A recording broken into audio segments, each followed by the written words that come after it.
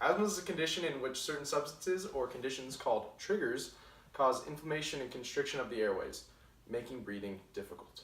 A trigger is anything that sets off or starts an asthma attack. A trigger for one person is not necessarily a trigger for another. A few examples of triggers are dust and smoke, air pollution, respiratory infections, fear or anxiety, and exercise. Prevention of asthma attacks is key. A person can follow these preventative measures to reduce his or her risk of an asthma attack. Limit triggers in the home, control emotions, prevent infections, reduce environmental triggers, and exercise carefully. Okay, so now we're going to show you how to assist someone with an asthma inhaler.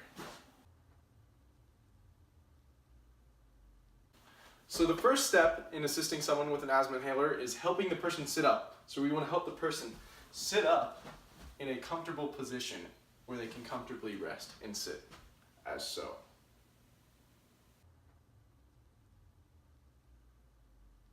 Okay, so now we have the person in a sat up comfortable position. We want to ensure that the prescription is in their name, and then we also want to make sure that it's prescribed for quick relief or acute attacks, and then we also want to make sure that the prescription is not expired. Now that you've made sure that the inhaler is prescribed to the correct person, we want to shake the inhaler. Then we also want to remove the mouthpiece, and if there's an extension tube present, then we insert it here, but we don't have it in this case.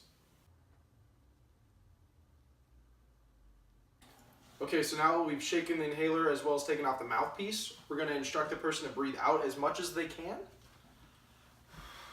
And then we're going to have a self-administered medication right here. So right now we're going to have the person breathe in slowly and administer the medication as quickly as possible. Then the person should continue a full deep breath. And then after that we're going to tell the person to try and hold his or her breath for a count of 10.